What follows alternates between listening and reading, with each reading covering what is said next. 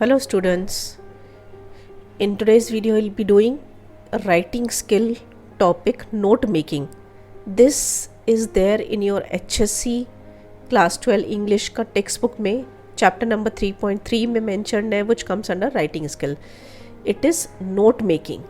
Now in this video I have explained solved examples, given solved examples, I have given explanation, I have given format how to write note making, what exactly is note making. Before I start with the explanation, I would like to tell you that if you are looking for more videos on English grammar, English writing skill, academic English chapter explanation, you can visit my YouTube channel Learn with BS. Do like, hit the like button. If you really wish it was useful to you, share with your friends and do subscribe to my channel for upcoming videos. So let's start with note making. अभी note making, what do we make notes of? किसके notes भी लेते हैं हम लोग? When teacher dictates in the class, during the lectures, कुछ announcement होता है या और life का events है, sometimes speech is being given, so that time we take notes. Why do we take notes? It is for improvement in listening becomes an active process. जब भी हमको नोट्स लेते हो तो ना हम ध्यान से सुनते हैं जो भी वो सामने वाला बोल रहा है, तो हमारा लिसनिंग स्किल बढ़ता है. It reinforces the learning from the class. Last minute revision can be done better with the help of notes. It offers convenience in carrying than the bulky books.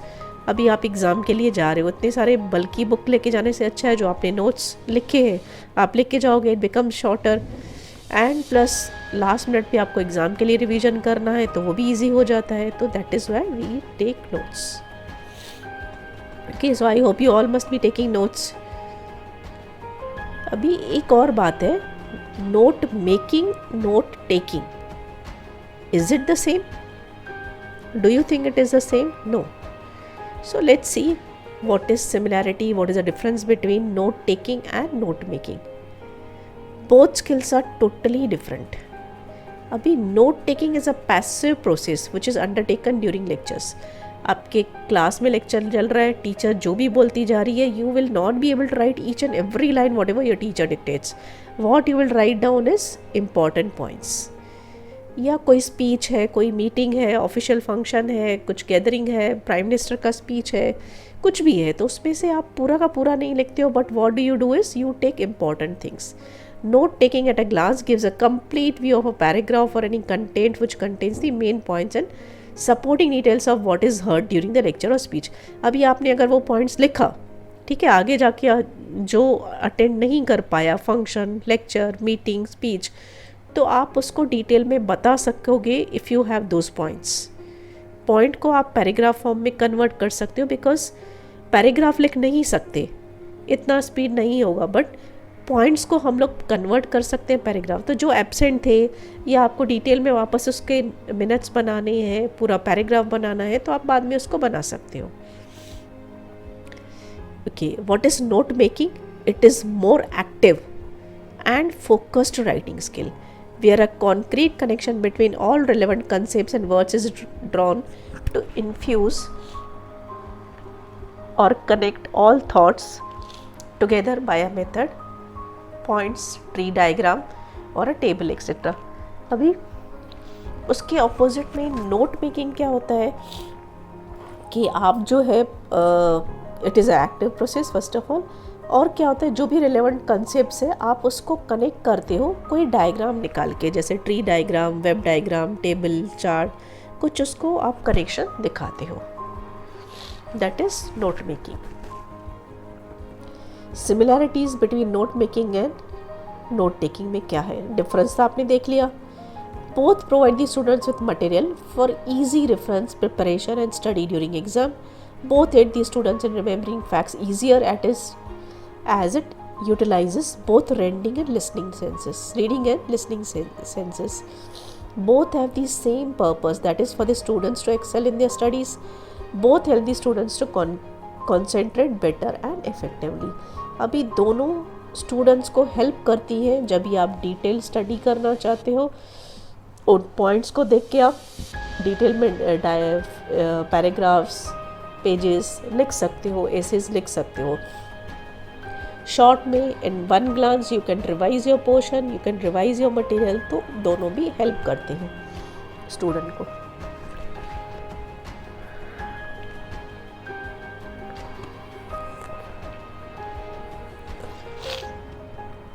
Note making and note taking.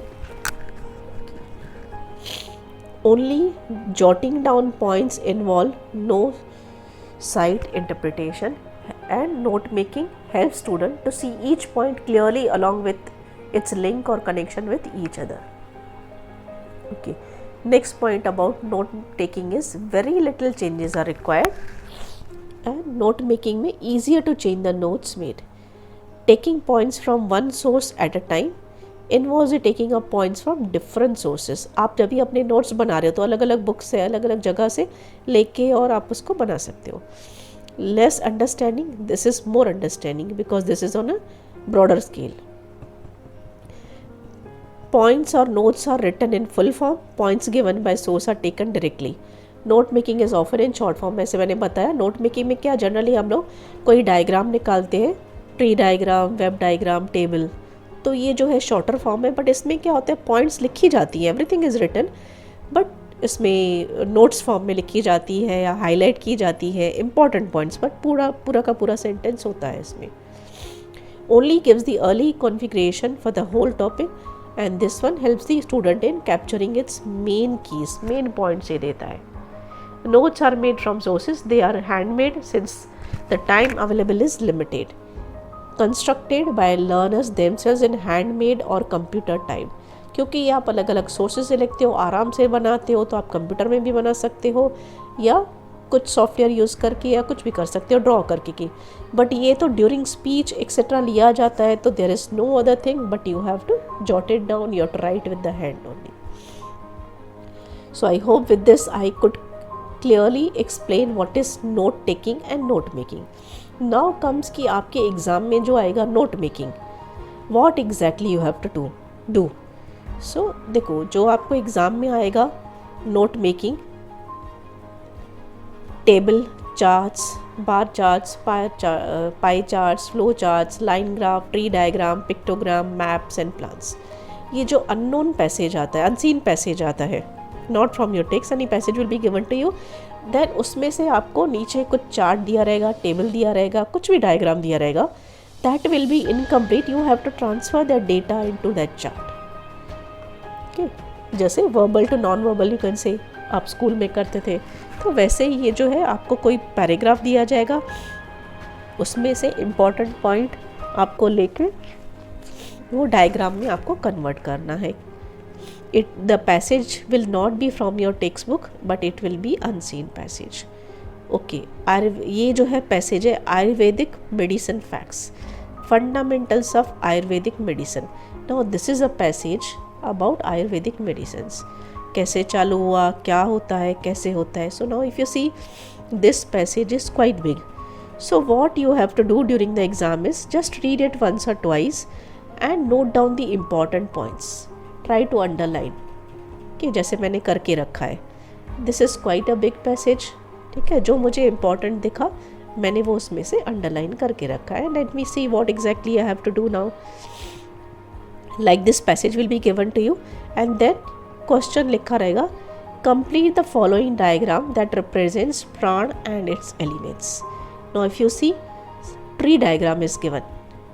Tree diagram में certain things are already filled for you but some are incomplete which you have to fill. I have filled it with red just to save the time, but exam में ये सब blank मिलेगा. तो it will not be that 100% you have to convert, 50% आपको लिखा रहेगा. Generally it comes for 4 marks, तो 4 या 5 blanks रहते हैं आपके एग्ज़ाम के लिए. Now if you see tree diagram says प्राण, उसके basic elements है earth, fire, air, ether. One is missing. So what you will do is you will go to the passage and see basic elements कौन से हैं. See here, 5 basic elements that contain pran: earth, water, fire, air and ether. So all other are there except this water. So what I will do is I have already noted it down, so I will fill in water here. Okay. Then bodily processes, 3 doshas: vatta, pitta, kapha. All 3 are given. हमारे body में 3 दोष है. अभी what दोष is associated with, किसकी वजह से होता है, पित्त किसकी वजह से होता है, कफ किसकी वजह से. तो उसमें से वट एसोसिएटेड विथ दिया है air and ether, kapha is associated with water and earth, pitta is not given to you. So what we will do is pitta का हम लोग फाइंड आउट करेंगे एसोसिएटेड विथ व्हाट. ओके, ये see pitta dosha is associated with fire and water, which I have already underlined. So we will go and fill up over here fire and water. Okay. Next comes characteristics. वट्ट के characteristic क्या है? Thin and light, physically dry skinned, energetic, mentally restless. पित्त के characteristic दिए है medium built bodies, fair skin, strong digestion, good mental concentration. So कफ का you have to write characteristics. So what we will do is we will go to the passage and see cough dosha. Okay, people characterized as cough are generally large or heavy with more oily complexion. They tend to be slow, calm and peaceful. So these things we can write it over here.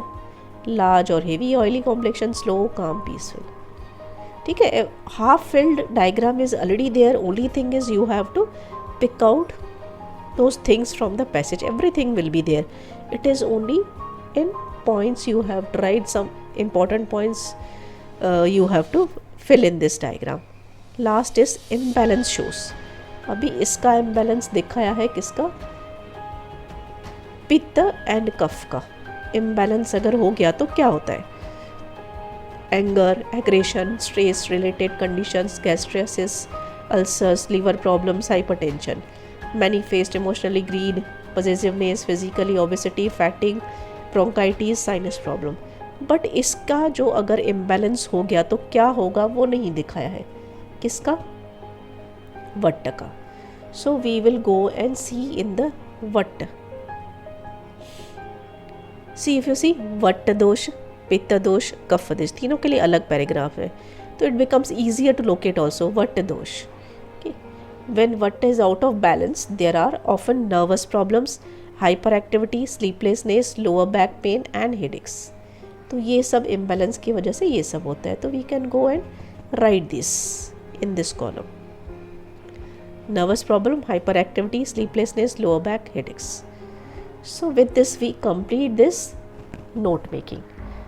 So this is how you will be getting an exam. One passage will be given. Try to read it carefully, note down, underline the important points, then try to fill that diagram which is given to you, which will be incomplete. You just have to fill that diagram. Fine. Now instead of tree diagram, they can also ask you transfer the above information in the form of a table. अभी जैसे again 3 दोष, वट्ट, पित्त, कफ associated with, इसके लिए दिया है air and ether, but pitta and kapha के लिए नहीं दिया है. Characteristics it is given for pitta, strong digestion, but vata and kapha के लिए नहीं दिया है. तो you have to write it down. Imbalance causes यहाँ पे दिया हुआ है ग्रीन. यहाँ की एक एक चीज़ आपको लिखना है. तो it can be asked in the table form also. Same thing which I have written in tree diagram, you can do it in table form also. Okay. Then one more example which you have got for solving in brainstorming. I will help you out with that also. Read the following passage carefully and complete the activities. Now one passage is given like medicine के ऊपर है, medicine की fields है. Okay. ये सब उसके बारे में लिखा है कि क्या पहले लोग घर में जो इलाज करते थे, मेडिकल फैसिलिटी नहीं थी, उसके बारे में. It's quite a big passage. फिर उसका एडवर्टाइजिंग के मेन रीजंस इनके क्या होते हैं मेडिसिन के वजह के, ये सब all related to medicine. So like this passage will be given to you in the exam. अभी see what question has been asked. Complete the following points with the help of the about text. Give a suitable title. अभी first one self medication, तो 1 point is given to you, part of normal living last 100 years से, तो उसमें मैंने add किया है और 3 points. Then medical prescribing diagnosis, कोई भी पॉइंट नहीं दिया है, I have written all the points. If you see here it is given in this passage, देखो एडवांसमेंट टेक्नोलॉजी, ठीक है, clever advertising, if you see everything over, you will find it over here. Only thing is you have to write it in point form. Technological advancement in medicine, drug therapy, improvement in public health, organization, rise in people's nutritional standards, clever advertising by pharmaceutical companies, जैसे take advantage of people's need, aimed at people suffering from mild complaints, can induce a faith in preparation when doctors have not been able to cure them. So these all, if you see, it will be there. Okay.